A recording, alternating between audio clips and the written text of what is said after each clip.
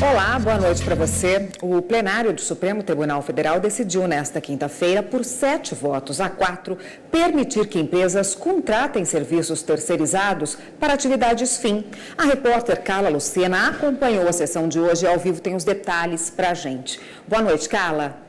Oi, Érica, boa noite para você, boa noite a todos. E, Érica, este foi um tema considerado pelos ministros bastante sensível e complexo. Foram 5 sessões plenárias dedicadas a analisar a terceirização.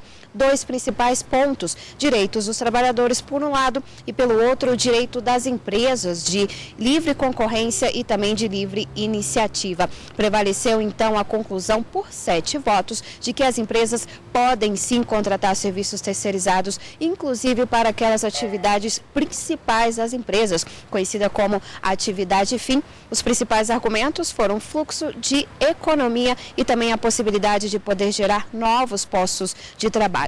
Até ontem, o julgamento estava em 5 a 4 e hoje tivemos aí os 2 votos conclusivos dos ministros Celso de Mello e da presidente do Supremo, ministra Carmen Lúcia. Veja na reportagem.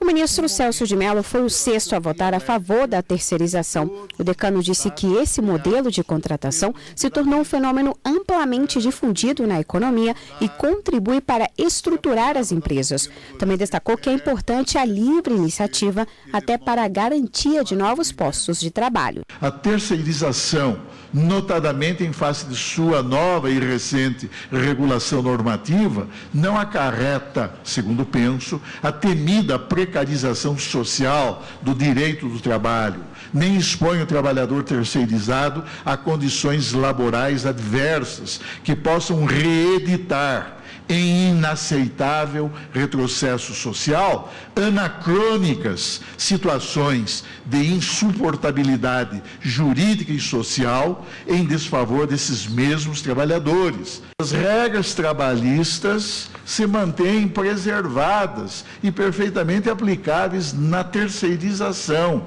sendo certo que eventuais ofensas a direitos de trabalhadores podem ocorrer em qualquer situação, não devendo ser simplesmente atribuídas ao fenômeno da terceirização. A presidente do Supremo, ministra Carmen Lúcia, defendeu que a terceirização por si só não é a responsável pela precarização das relações de trabalho. Lembrou a atual situação do país, que contabiliza 13 milhões de desempregados. Para ela, ampliar as possibilidades de contratação pode ajudar a mudar o quadro e que abusos devem ser apurados. A garantia da busca do pleno emprego constitucionalmente assegurada não está afrontada pela terceirização por si só, nem leva à precarização do trabalho.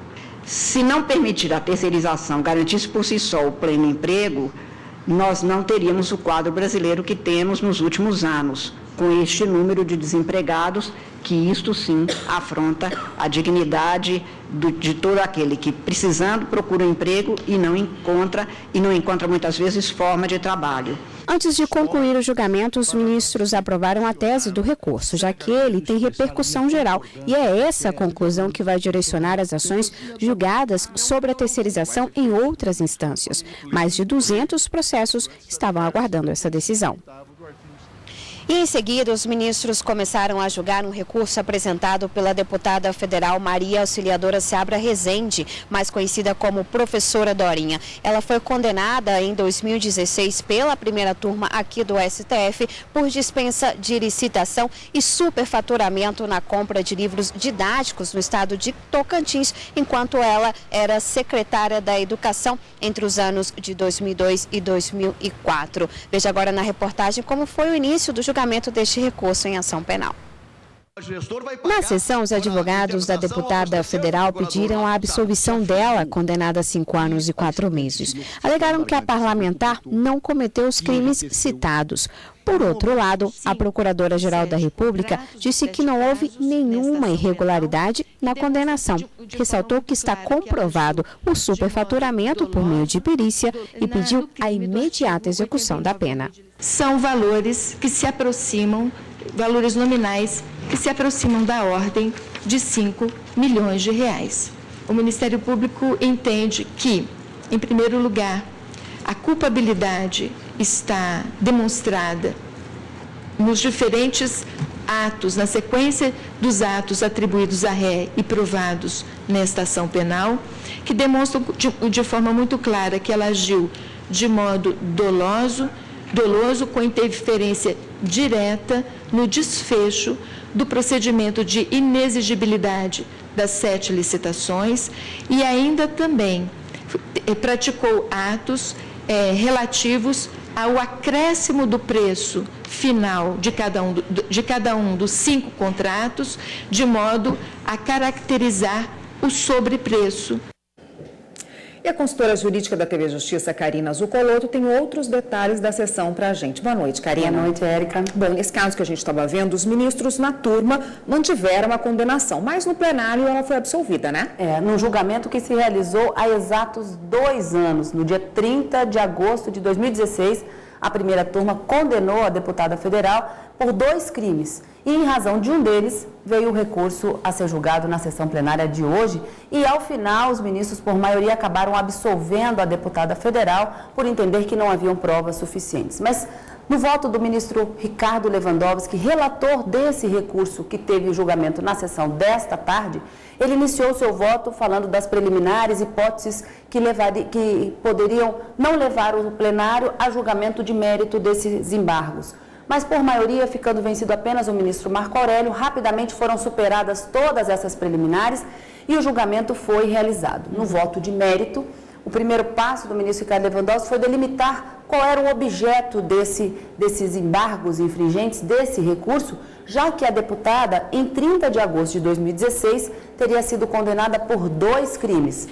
Dispensa irregular de licitação, e esse é o objeto dos embargos infringentes, mas também naquela época ela teria sido condenada pelo crime de peculato, os termos do Código Penal, mas os ministros, naquela mesma assentada, acabaram reconhecendo a prescrição da pretensão punitiva do Estado e acabaram extinguindo a punibilidade da deputada, ou seja, ela foi condenada, mas não tem que cumprir pena, porque o lapso temporal entre a data dos fatos e o momento em que se recebeu a denúncia havia já superado o prazo legal e, portanto, extinta a punibilidade. Mas, no mérito, o ministro Ricardo Lewandowski, que acabou sendo seguido pela maioria que se formou no plenário pela absolvição da entendeu que não havia a intenção, não restou comprovado no processo que ela teria agido com a intenção de superfaturar os livros que foram adquiridos.